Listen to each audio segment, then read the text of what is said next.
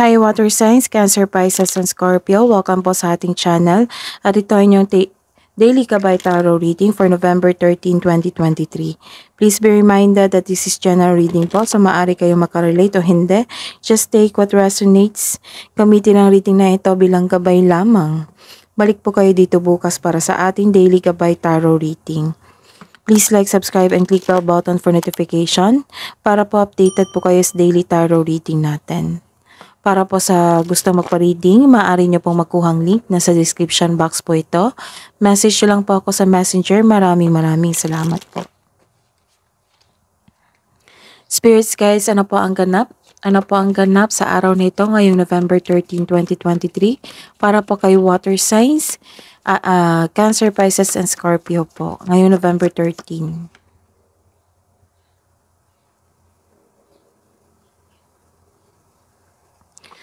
Makatanggap kayo ng mensahe.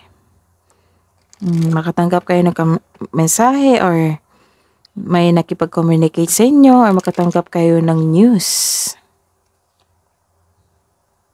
Wow, this is your lucky day. Nagkaroon ng good luck. This is joy and this is prosperity. So claim nyo na po. This is prosperity about sa inyong finance.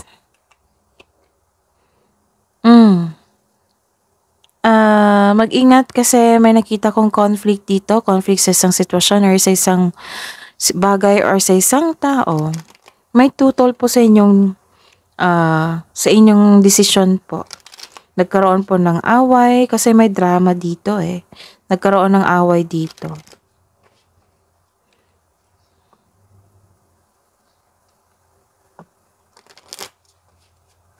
Spirits guys, ano pang mensahe niyo po para kay Cancer, Pisces, and Scorpio ngayong November 13, 2023?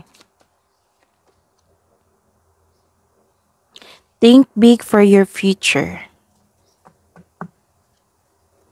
May potential na mangyayari to eh. Kaya the universe advise you na think big for your future. So may planot ka talaga. Kung nakaisip na kayo sa plano nyo para sa future, ang sabi dito, go for it. Kasi may darating na opportunity. Maaaring itong message na ito na maghahatid sa inyo ng prosperity. Let's see your energy, Cancer, Pisces, and Scorpio. Spirits guys, kayong November 13, 2023. Clarification of this reverse card.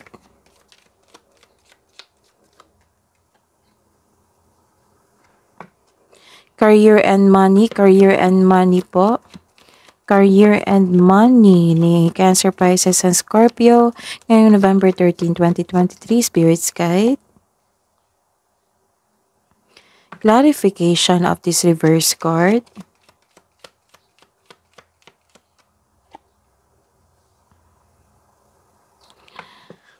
Love and romance, self-love, partnership, and romance ni Cancer, Pisces, and Scorpio ngayong November 13, 2023. Spirits guide. Clarification of this reverse card.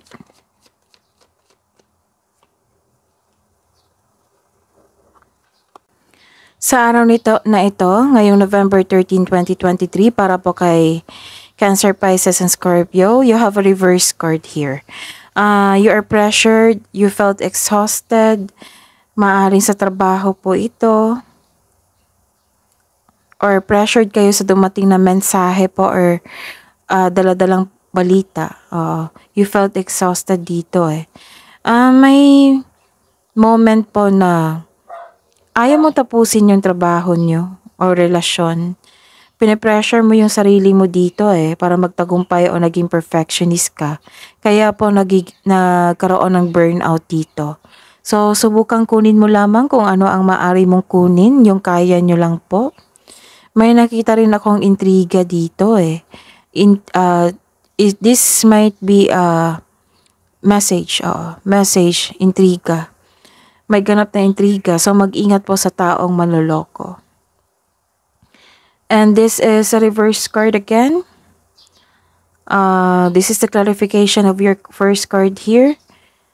Nagkaroon ng may bagong chismis talaga. Ano talaga to? Makatanggap kayo ng chismis eh. Chismis, gossip, chismis, intriga, message, communication, and news. So, 1, 2, 3. So, this is the clarification sa araw na ito. May ganap na intriga, chismis. May matatanggap ka na balita na hindi mo alam kung totoo ba ito o hindi. So, kailangan i-check nyo muna. Fact check nyo muna. So, ilan sa inyo nawala ng panatag sa dahil sa news na ito. So, huwag kayong magpadalos-dalos sa mga aksyon bago magkaroon ng wastong plano. So, kung darating man itong opportunity na ito, bigyan nyo na muna ng time na makapag-isip kung ano yung plano nyo, wastong plano nyo. Kasi may nakikita ko dito na nagpadalos-dalos kayo sa isang opportunity na go po kayo. So, para iwasan yan, kung hindi pa ito dumating, kailangan nyo ng wastong plano. Ito ay maaaring naugnay sa isang bata o sa iyong buhay o sa isang taong kumikilos na parang bata, nagrereklamo tungkol sa kanilang mga responsibilidad sa halip na tugunan ang gawain na sa kamay. So may kasamahan ka na bata pa sa inyo na nagrereklamo sa kanyang responsibilidad. Sa buhay, karera at sa kaperahan, this is a reverse card. Nagkaroon po dito ng hesitation or release of emotion yata. Releasing of emotion or releasing of money. Ayan. Maaaring magpahiwatig na ikaw nasa proseso ng pagpalaya sa inyong sarili mula sa paghihigpit. Kaya magpatuloy. May nakita ko dito na may strict kayong boss or amo or may problema po kayo sa kaperahan. Naghihigpit kayo ng sinturon or nagtitipid po kayo para hindi magkaroon ng disbalanse sa inyong kaperahan or sa inyong trabaho. So, this card tells you na hindi ngayon ang oras upang huminto o maaari mong makita ang sarili pabalik kung saan ka nagsimula. So, wag mong hayaan na yung araw mo magkaroon ng stagnation. Kasi sa sobrang pag-iisip dito na tuluyan naging stagnation yung araw nyo. So, ayun. Kailangan nyong mag-take an action. So, go for it. Some of you, ang sabi nyo pa nga dito na you are fighting for what is right. So, ipinaglalaban nyo ang tama na magkaroon kayo ng freedom. Pero nagkaroon kayo ng fear dito eh. Fear sa changes, fear of letting go. Nabigla kayo sa darating na opportunity na ito. So, nabigla kayo, ayun, you have a fear of letting go of the thing, sa tao, sa money. Ayun, you're hanging on the past. You are feeling trapped. May chance na babalik din yung taong maloloko. So, di ba po may nagsabi ako dito na may babalik po na taong manloloko. Hindi ko nakikita dito na maghihingi siya ng sorry or mga abuso siya. Basta po mag-ingat po. Dobleng ingat kasi nanloko na siya before sa inyo. Or may chance ka na babalik muli sa pagkakamali. Kung business ito, makabangon po kayo from bankruptcy. Sa buhay pag-ibig, this is nagkaroon ng suspicion eh. Suspicion sa isang tao. Maaring partner ninyo. Oo, nagkaroon ng emotional distance dito. Maaring nagkaroon kayo ng tampuhan kasi nagkaroon ng emotional distance dito or you are feeling insecure sa inyong sarili, nagselos kayo, naging self-centered or maaring kapareha mo na nagsiselos. May tao rin dito na hindi binavalue yung love o ang inyong relasyon kasi nawalan siya ng oras or basta po may tao na hindi binavalue ang sarili at ang kanyang kapareha. May nakita talaga akong selos dito or naiinggit sa inyo or ikaw ito.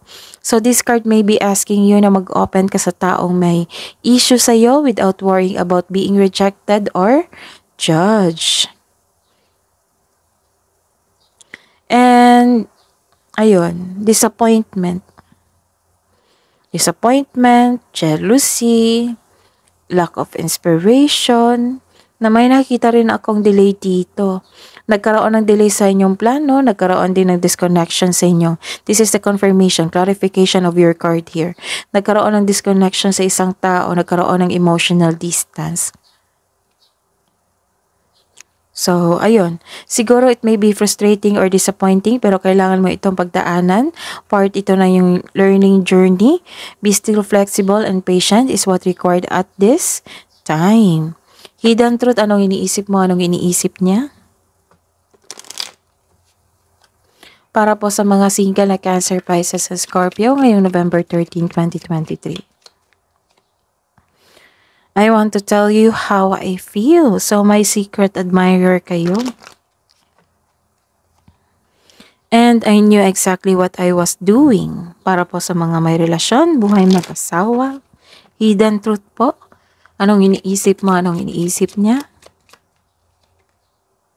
I hide behind material things.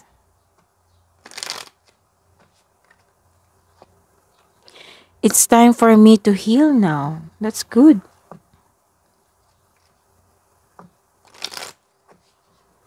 Spirits guys, love advice nyo po para sa mga single ngayong November 13, 2023 para po kay Cancer, Pisces, and Scorpio. Some of you nag-gym ngayon, you are building your strength. Wow, nagkaroon ng sex dito. Sa mga single dyan. Or malakas sa inyong sex appeal ngayon. Love advice pa para sa mga Cancer, Pisces, and Scorpio ngayong November 13, 2023.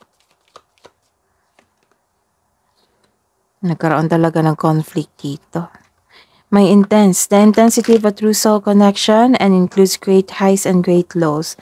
Conflict. Nagkaroon ng away. Maaring sa magkarelasyon nito, buhay mag-asawa.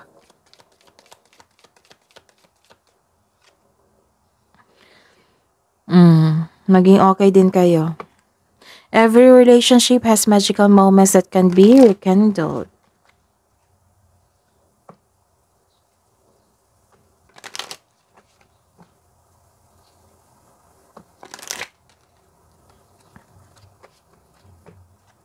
Spirits guys, ano po ang kabuang advice nyo po para kay Cancer, Pisces, and Scorpio ngayong November 13, 2023? Voice your concerns. So, kailangan nyo makipag-communicate sa mga taong nagbigay ng concern. Oo. Maaring partner nyo to na may concern ka sa kanya. Or kasamahan sa bahay or sa trabaho. So, kailangan nyo mag-open up ito para malaman niya yung adjustments na nangyari, na nagbigay ka ng adjustment para maintindihan ka rin niya. And critical judgment.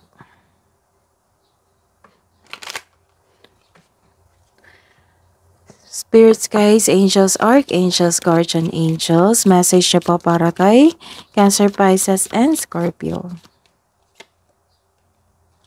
Message from Archangel Charity. Give with an open heart, be generous. Be generous kasi may nakatanggap na ka ng malaking pera dito eh. This is your lucky day. So ayun, Archangel Jeremiel, learn from your challenges, relax and trust. That is your reading po, Cancer, Pisces, and Scorpio, water signs. Please like, subscribe, and click bell button for notification para po updated po kayo sa daily tarot reading natin. Maraming salamat po.